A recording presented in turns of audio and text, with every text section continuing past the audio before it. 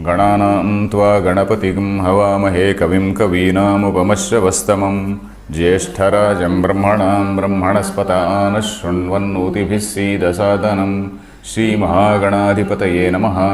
गुरुर्ब्रह्मा गुरुर्विष्णुः गुरुर्देवो महेश्वरः गुरुः साक्षात् परं ब्रह्म तस्मै श्रीगुरवे नमः। सदाशिवसमारम्भां शङ्कराचार्यमध्यमाम् अस्मदाचार्यपर्यन्तां वन्दे गुरुपरम्पराम्। ॐ Dear friends, we have come to the end of the 12th chapter, that is the Bhakti Yoga. We have to read the last shloka today. We have read the 19th shloka in the last class. Tulya nindastu tirmauni santushto yena kenachit aniketa sthiramatihi bhaktiman me priyo naraha. That we read in the last class, and we also completed the bhashyam. So we have to read the last shloka today and also do a little bit of summary. Though this chapter itself is very tiny, and then probably summary may not be too much, but then this topic, this subject called bhakti itself is pervading all other chapters. You see this bhakti in Karma Yoga, you see this bhakti in Jnana Yoga, you see this bhakti mentioned in 13th chapter, 14th chapter, and again in the 18th chapter. So bhakti is something which is emphasized by the Lord, repeatedly. So bhakti is an important means, is an upaya for Jnana. So that has been reiterated several times. So from that point of view, we will take up the summary. Seeing what were the earlier shlokas. Of course, the coming shlokas from 13th through 18th I will not read. Whatever shlokas we have already completed, starting from say Karma Yoga, Jnana Yoga, Karma Yoga, Dhyana Yoga, etc., etc. So I will just review those shlokas also, just to see what is the role of bhakti. So then let us read this last shloka. Ye tu dharmyamrutamidam ये तु धर्म्यामृतमिदं यथोक्तं पर्युपासते श्रद्धाना मत्परमा श्रद्धाना मत्परमा भक्तास्तेतीव मे प्रियाः। Okay, did we read the avatarika for this? Adveshta sarvabhutanam ityadina Aksharasya upasakanam nivritta sarveshwananam sannyasinam. Did we read this? Yes. We read this. So in that avatarika he said, starting with that with that shloka, that is 13th verse, Adveshta sarvabhutanam, the person who doesn't hate any being. So starting with that up to this 19th shloka, Tulya nindastu tirmauni, etc., etc., in about 7 verses, Krishna has described the characteristics of a jnani bhakta. Not only a jnani, but he is a jnani bhakta. So that was described. Ityadina aksharasya upasakanam nivritta sarvaishananam sannyasinam. These are all sannyasis who have gone beyond these yeshanas. And then paramartha jnananishtanam dharma jatam. All this compilation of dharmas which were enunciated for them, all those things they are now being concluded in this particular shloka. So that is the avatarika. Ye tu iti. So this shloka, let us see. Ye tu means again on the other hand. So earlier we have dealt with we dealt with the jnani bhakta, a devotee who is also doing that nididhyasana at that level. Then here we are shifting to a mumukshu. Mumukshu means a seeker who is in this jnana path. Earlier we have seen the lakshanas, the characteristics of a jnani. Now we are shifting to a seeker. Yetu, on the other hand, those dharmyamrutamidam yathoktam paryupasate, those who follow or implement this dharmyamrutam, those who follow this path called dharma, this dharmyamrutam which has been told in the last 7 verses, those people, shraddhadhanaha, those who are highly devoted. Shraddha, we know, Shraddha is commitment and devotion. Shraddha is a combination of several things. Shraddha is not a mere blind faith. It is a sort of commitment and devotion. So Shraddhadhanaha, those who are having this Shraddha are called Shraddhadhanaha, Mat Paramaha, those for whom I am the Supreme, Bhaktaha, te ativa me priyaha. Those, they are dearest to me. Ativa. Ativa is one word which is being used exclusively here. I don't think anywhere else he used this word. Te me priyaha, sacha me priyaha, etc. has been told. Ativa priyaha. Ativa means extremely, extremely dear to me. Ye tu, those on the other hand, who follow this particular path. So what does it mean altogether? So it means that there have been some characteristics of a jnani which were told in the earlier shlokas.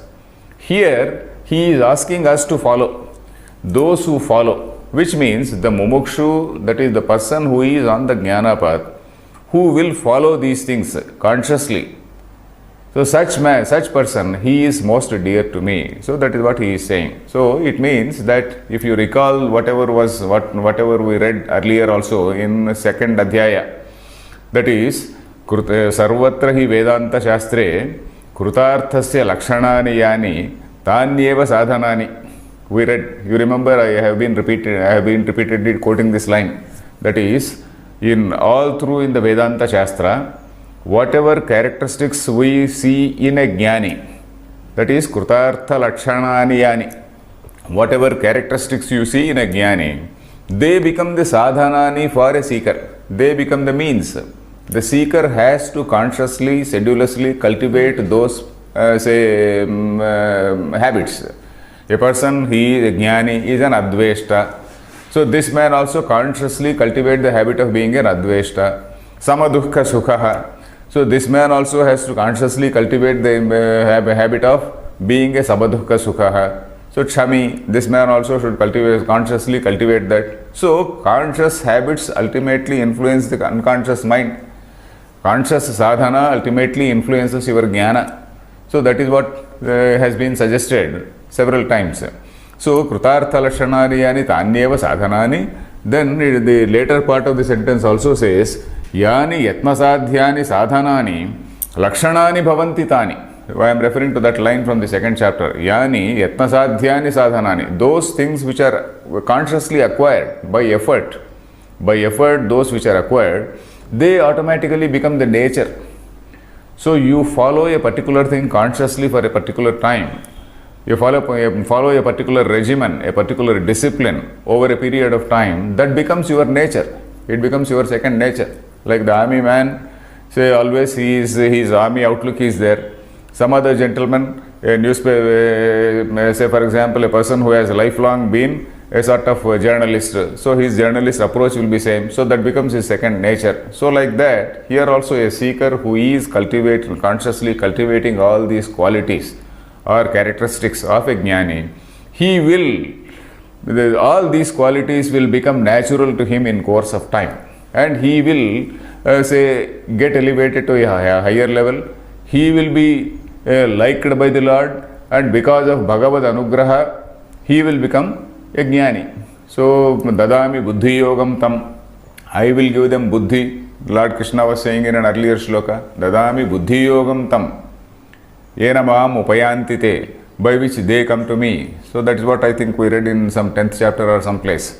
So this is the shloka here. Dharmyamrutam is one word which we have to see here. Ye tu dharmyamrutam idam. Idam dharmyamrutam. This amrutam, which is also dharmyam. Dharma we know. Dharma means, usually loosely speaking, it is righteousness, isn't it? Righteousness, that universal harmony, universal order. Dharma, it is very, very difficult to define. Dharanat dharma uchyate, that which holds the entire, society from disintegrating. Then dharma had earlier also given several definitions. Mahabharata gives a long definition. That is, vidvadbhis sevitas sadbhihi nityam advesharagibhihi Hrudayena yo dharmasannibodhata. So Dharmaraja was told in one place, that is, vidvadbhis sevitaha, that which is followed by all learned people. Not only learned people can be intellectual crooks. Vidvadbhis sevita sadbhihi. They are also, they have great faith in truth. Not faith, they are followers of truth. In this sense, they are, what should we say, dedicated to truth. Dedicated, okay. Vidvadbhis sevitas sadbhihi. Those who are dedicated to truth, those who do not deviate from truth. Then Nityam Advesha Ragibhihi. Those who are beyond this Raga Dvesha. They have gone beyond this Raga Dvesha. Then they do it, say, from the bottom of their heart. That is, Nityam Advesha Ragibhihi Hrudayena Abhyanugnataha. It is not as though they are doing it outwardly, but it comes from their heart. Hrudayena Abhyanugnataha. That which has been approved by their hearts. So when they are doing something, it is not as though they are showing some lip sympathy to a thing, but then they are speaking out from their heart. So that is what is dharma. So dharma, it is a very complex word. So dharma, we should not simply say it is righteousness, it is a slightly complex word. But then we have to keep in mind that because there is no other word, no other adequate translation in English, we may use the word righteousness. Righteousness, and then the ethical, say matrix which is responsible for social order. That may be another way of telling it. So all this is dharma. Dharmyam means that which is in accordance with dharma is dharmyam. Shankaracharya is going to say that which is in accordance with dharma is dharmyam. And dharmyam plus amrutam, because it is ultimately leading you to that amrutam. Knowledge is amrutam. Knowledge only, it will tell you that you are not immortal. Athamartyo amruto bhavati. Etavadhyanushyasanam. We read in Kathopanishad and all that. So, athamartyaha amruto bhavati. By this knowledge, you become amruta. So, this dharmya amrutam is gradually leading you to amrutam. So, that is why it is called dharmya amrutam. It is in accordance with dharma. When you are following this path, you are not treading on the toe of anybody. You see, you are adveshta sarvabhutanam. Maitraha, Karuna Evacha, Nirmama, Nirahankaraha. Then whom are you offending? You are not offending anybody. The whole world is pleased with you. Yasman nodvijate lokaha, lokan nodvijate chayaha. So you are not either troubling the world, nor the world is getting troubled by you. So in which case, you are just not treading on the toe of anybody. Isn't it? To tread on the toe, we say. That is, to offend somebody, to harm somebody. You are not treading on the toe of anybody. So it is in accordance, perfectly in accordance with dharma. So that is why this dharmyamrutam, yathoktam, as told above, paryupasate, those who follow this thing, pari plus upasate, paryupasate, shraddadhanaha matparamaha bhaktaha, those devotees, they are dearest to me, he says. Let us see the bhashyam. Yetu sannyasinaha, dharmyamrutam dharmad anapetam, Dharmyamrutam dharmat anapetam. Dharmyam cha tad amrutam cha tad amrutatva hetutvat. Dharmyam cha tad amrutam cha tad amrutatva hetutvat. Idam yathoktam. Idam yathoktam. Adveshta sarvabhutanam ityadina. Adveshta sarvabhutanam ityadina. Paryupasate anutishtanti. Paryupasate Anutishtanti. Anutishtanti. Shraddadhanas santaha. Shraddadhanas santaha. Matparamaha. Matparamaha. Yathoktaha aham aksharatma. Yathoktaha aham aksharatma. Paramaha niratishaya gatihi yesham te matparamaha. Paramaha niratishaya gatihi yesham te matparamaha. Madbhaktascha. Madbhaktascha. Uttamam. Uttamam. Paramarthajnana lakshanam bhaktim ashritaha. Paramarthajnana lakshanam bhaktim ashritaha. Te ativa me priyaha. Te ativa me priyaha. Okay. So, ye tu, those on the other hand, those. So, we have come to, from the context of a jnani, we have come to the context of a seeker, the mumukshu. Ye tu, sannyasinaha. He is a mumukshu sannyasi. We know that we have got two types of sannyasi. One is a vidvas sannyasi and the other is a vividisha sannyasi. We have come across it somewhere in 5th chapter or so. That is somebody who is a jnani and a sannyasi. And one who is on the jnana path and he renounces all the karmas. So he is a vividisha sannyasi. That is vetum ichha is vividisha, isn't it? So that is a mumukshu. So these people, dharmyamrutam means dharmat anapetam. That which does not deviate from dharma is dharmyam. Then dharmyam cha tad amrutam cha. tad amrutatva hetutvat, because it is going to lead you. Amrutatva hetu, it is the cause, it is the means for amrutatva, for immortality. Immortality means knowledge which gives you that awareness of immortality. So because it is the hetu or cause for that, idam yathoktam, this which has been told, what all that? Adveshta sarvabhutana ityadina, all those characteristics paryupasate, that is those who seriously implement it. Shraddhadhana, those who implement it, paryupasate. Upasana, we use it in a different sense when we refer to a god. Upasana, when we refer to a god, it is a meditation, it can be a bhakti, so that is the upasana. But here, you are upasate, this dharmyamritam upasate means you are implementing it, you are following it, you are following that regimen, you are following that spiritual discipline. That spiritual discipline is now being followed. So that is what is called upasana. Paryupasate, anutishtanti, anushtanam. We know the word anushtanam. Those who do anushtana, we say anutishtanti. Stha dhatu, stha tishtati, it becomes tishtati. Anushtanam anutishtati. So anutishtanti. So shraddhadhanas santaha, those with extreme sense of devotion and commitment. Then mat paramaha. Mat paramaha means yathoktaha aham, the I who was earlier described as aksharam. Yathoktaha aham aksharatma, that aksharatma, keeping in mind that aksharatma as the supreme goal, not any other thing, but that aksharatma as the supreme goal. So those people who are having devotion to that aksharatma, keeping that aksharatma in mind as the supreme goal. So that is what it means. Aham aksharatma paramaha. Paramaha means supreme. Niratishayaha. Niratishaya means there is nothing beyond it. Atishaya means something which is beyond.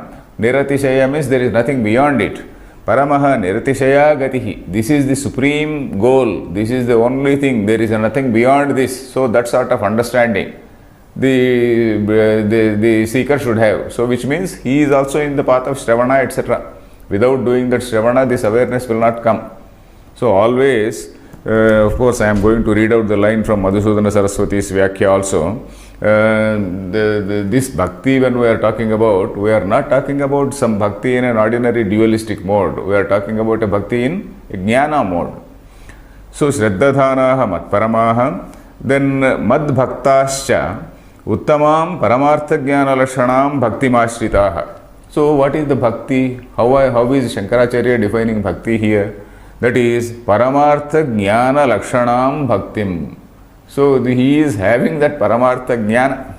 The same Shankaracharya, if you see Viveka Chudamani, there is that known famous shloka. What is that? Jnana karana samagriyam bhaktireva gariyasi. Isn't it? Have you heard it?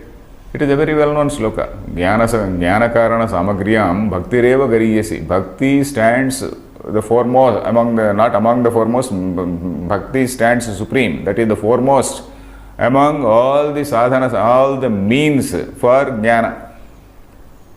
Then swaswarupānusandhānam bhaktirityabhidhīyate. Shankaracharya qualifies immediately so that one should not get some coconut and then all these flowers and all these things and start doing bhajan. So he is very much afraid of that. So he immediately qualifies by saying swaswarupānusandhānam.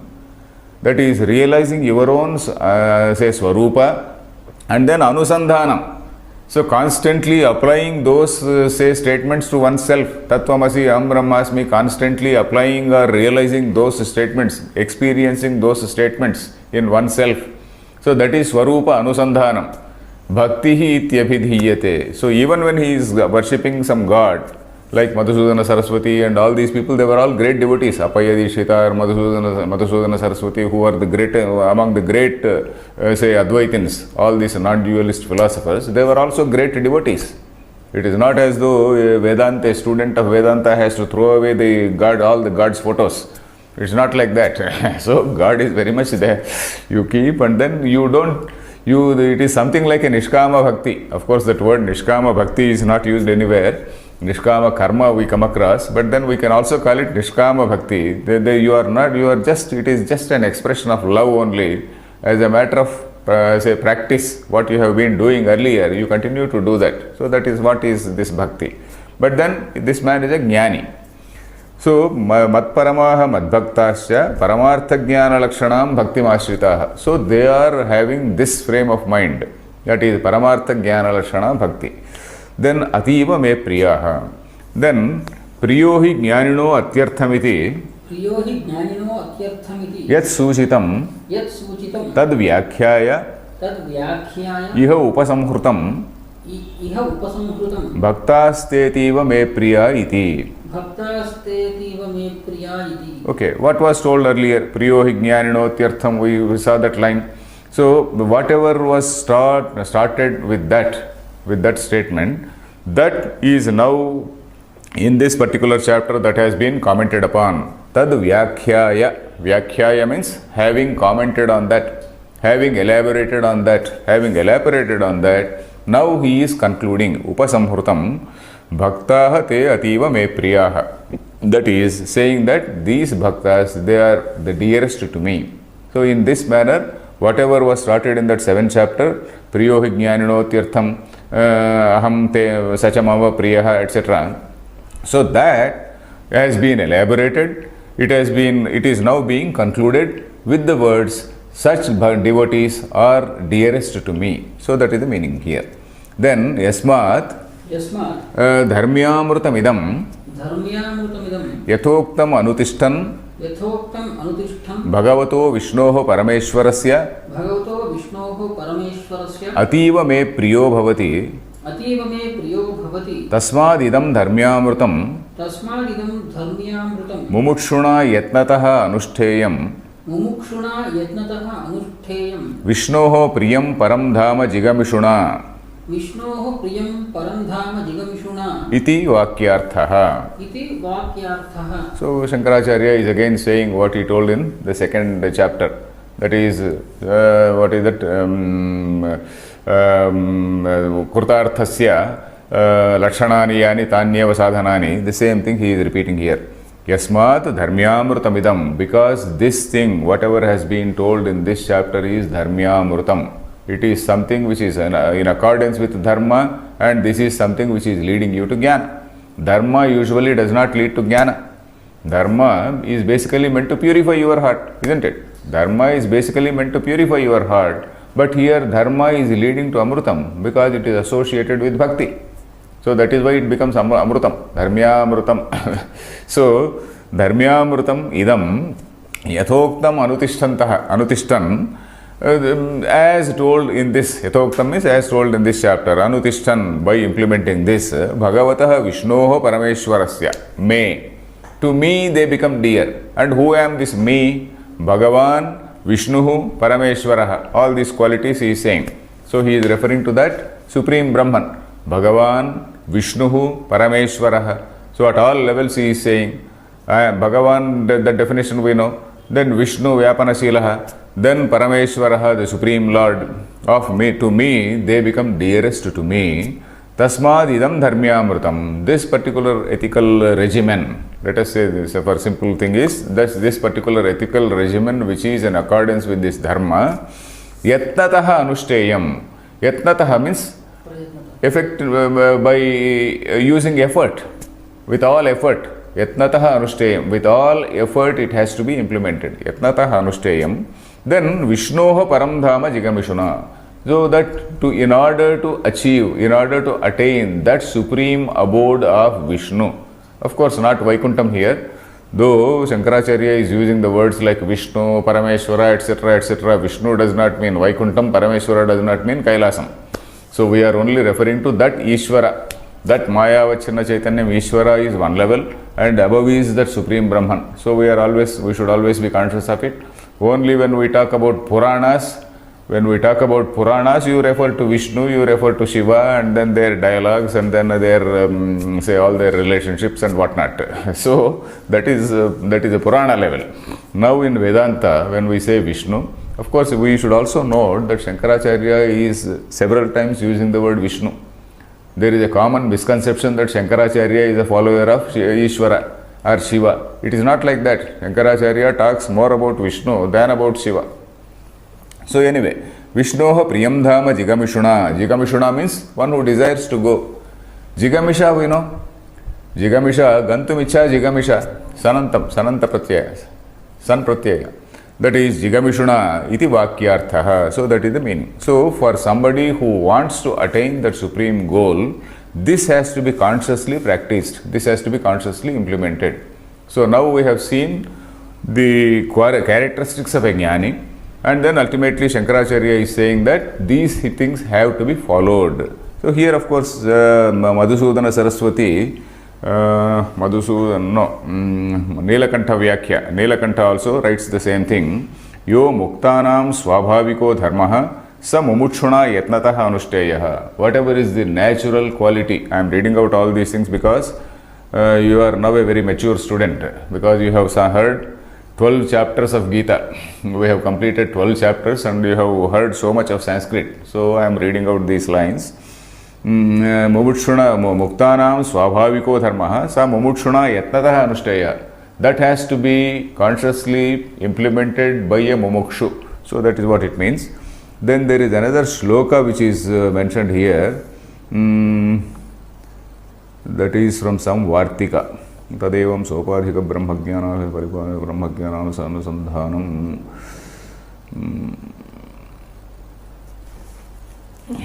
There is one shloka which I saw somewhere. Yeah, this is in Madhusudana Saraswati Vyakya. Madhusudana Saraswati quotes from this Vartika. I will just read out. Utpannatmavabodhasya yadveshtruttvadayo gunaha. Utpannatmavabodhasya. For one who in whom that realization has dawned. For one in whom that realization has dawned. Adveshtruttvadayo gunaha. All these characteristics called adveshta, etc., etc., etc. Ayatnataha bhavantyeva. They naturally come to him. Ayatnataha bhavantyeva, natu sadhana rupinaha. They are not consciously done by that man. Where for a jnani, in that bhakti marga, all those things they automatically come to him. They become their characteristics. So this is what Madhusudana Saraswati quotes from, say, the Vartika. So here, ultimately, we have seen that Dvadashadhyayena sopadhika dhyana paripakat nirupadhikam aksharam anusandadhanasya. So this is another comment by him, that is sopadhika dhyana paripakat. So when this sopadhika jnanam or sopadhika dhyanam becomes paripaka, so it is something like a mango maturing. So mango, you see, there is a raw mango. This is a season of mango. So sudden example of mango. So mango is matures and then becomes ripe, isn't it? So this sopadhika jnana becomes ripe. Dhyanam, sopadhika dhyanam becomes ripe. And then it will lead you to nirupadhikam akshara anusandhanam. So it leads you to the awareness, to that anusandhanam of that nirupadhika Brahma, that unconditioned Brahma. So a meditation on this conditioned Brahma is, when it becomes ripe, it is leading you to that nirupadhika, that unconditioned Brahma. So that is what he writes at the end. So here we end this, this chapter. Then if we see this summary, if we just see the summary of it, there is still a lot of time. I think I said there is a lot of time, isn't it? So here in this chapter we saw that when we started discussing what is Sopadhika Brahma and what is Nirupadhika Brahma, and we also saw that Bhakti was suggested along with Karma Yoga. Karma Yoga also, it implies some little bit of Bhakti, because when we say Karma Yoga, you are talking about Ishwararpana Buddhya Karma Anushtanam. So there again we saw. So in this context, I want you to I refer to one book called Gita Shastrartha Viveka. It is a very nice book by one Swamiji called Sachidanandendra Saraswati. In the recent times, he is one very eminent Swami. He lived till very recently. He is a Swamiji from Karnataka, from a small place called Hole Narsapur. He was in Karnataka, a very great saint of recent times. So he has written a book called Gita Shastrartha Vivekaha. So the subject here is various terms which are used in Gita, like bhakti, jnana, karma, sannyasa. What exactly do they mean? How we have to understand? So viveka, that analyzing, that vishleshana, analyzing each and every concept. So that he has done, and he has done quite nicely. So when he is talking about this bhakti yoga viveka, what exactly do we mean by bhakti? So he says, this bhakti is something which is prescribed by Lord in all other adhyayas also. Karma yoga, dhyana yoga yoho. There also, when he is talking about karma yoga, when he is talking about dhyana yoga, he is referring to this bhakti also. So he quotes some lines. For example, 6th shloka, 6th adhyaya, there is one, 6th adhyaya is that Atma Sanyama Yoga. So there, Prashantatma Vigatabhihi Brahmachari Vrate Sthitaha Manas Sanyamya Machitaha Yukta Asita Matparaha. So if you recall, there was a very interesting comment by Shankaracharya. They says Machittaha and Matparaha. Somebody may be having his chittam on somebody and his paratvam may be on somebody else. Somebody may be liking his love, my lady love. He is Machittaha. He is loving his wife. But then he is worshipping, he considers his boss as a greater person. So Matparaha. So that's what Shankaracharya was saying there. So here, Manas Sanyamya, Machittaha and Matparaha, all this is, Chittam has to be in me, and then his whole devotion has to be to me only, and he should not have any other higher goal.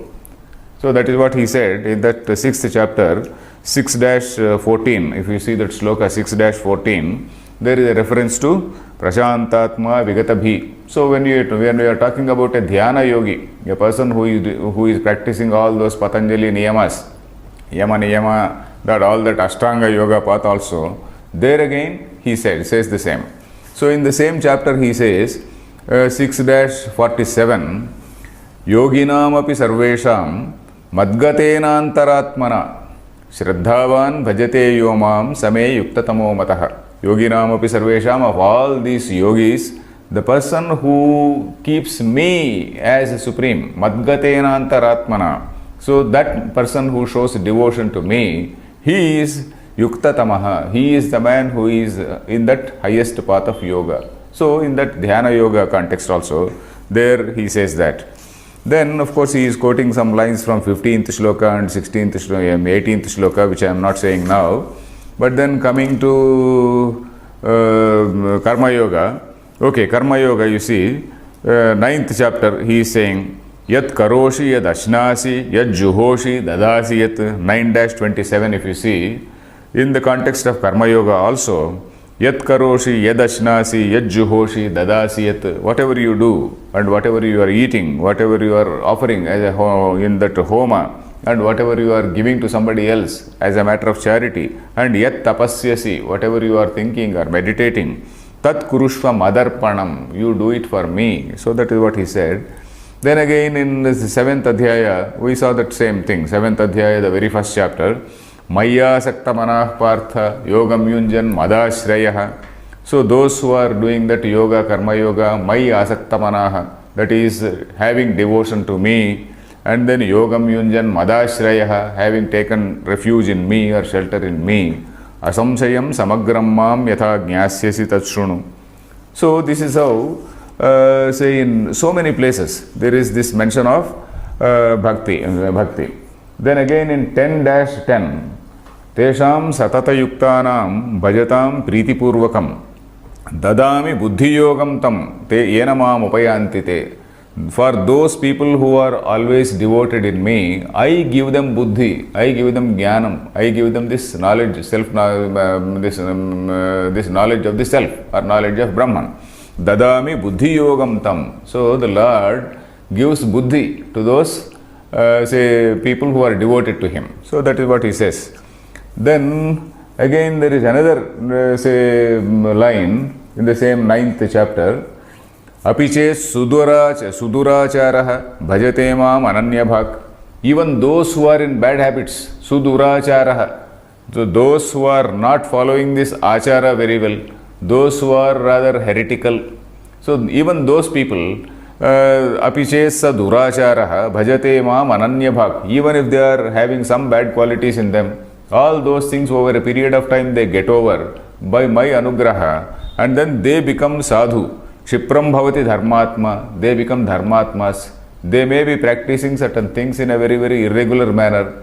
Or it can mean two things also. Sudurachara can mean two ways. One who is not following achara and doing some puja in a rather unsystematic way.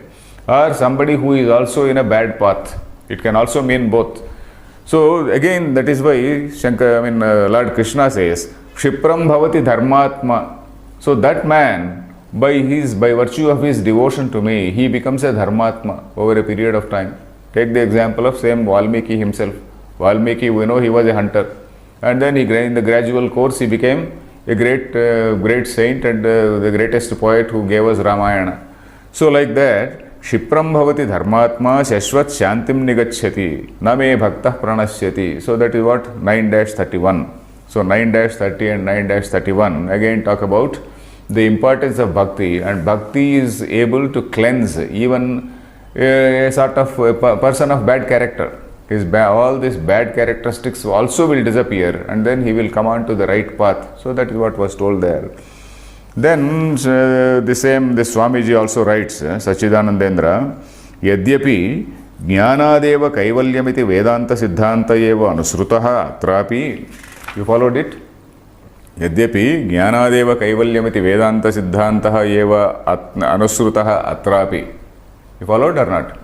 So even here, everywhere, the doctrine remains the same. The doctrine is that Jnanadeva Kaivalyam. The doctrine is only by Jnana you attain that liberation, moksha. So that does not change. Even here it is the same. But even then, atrapi, tathapi. So even then, tathapi means even when it is so, Bhakti atishaya prapti nantariyaki bhagavad anugrahat samyak jnana prapti riti savadharana muchyate sarvatra gitasu. Sarvatra gitasu, everywhere in Gita, savadharana muchyate. Very emphatically it is being said, savadharanam. Very emphatically it is being said that Bhakti atishaya prapti nantariyaki. So because of this Bhakti atishaya, by this devotion, by great devotion, unflinching devotion to the Lord, Bhagavad Anugrahat Samyak Jnana Praptihi. By this grace of God, by the grace of God, Samyak Jnana Praptihi. This you will be going to that level of Samyak Jnana. So this Bhakti will lead you to Jnana. It is something which is emphatically told again and again by Gita. So that is what he says. Though we are not deviating from the normal rule, that is Jnanadeva Kaivalyam. It is definitely there. Jnanadeva Kaivalyam we are not discarding. We are not discarding, and then we are not just indulging in some simple bhajan only. But then we are saying that because of Bhagavad Anugraha, he comes to the path of Jnana, and then he becomes a Jnani. Savadharana Uchyate. So that is how he analyzes this Bhakti Yoga. Then, of course, now there is nothing further to add. We have seen these qualities of a Jnani Bhakta, and then after seeing that, and we also discussed, initially, before that, we discussed these two terms called Marjala Kishoranyaya and Markata Kishoranyaya. A Jnani, he attains Bhakta, he attains the Lord on his own, whereas a Bhakta will be protected like a tiger carries its cubs, or a cat carries its kitten. So like that, he is very carefully led by the Lord. That is Marjala Kishora. So these examples we saw, and then we saw the other examples of a Jnani Bhakta. So here I think we will conclude this chapter, and then we will start the 13th chapter later. Om Purnamadah Purnamidam Purnat Purnamudachyate Purnasya Purnamadaya Purnameva Vasishyate. Om Shanti Shanti Shanti.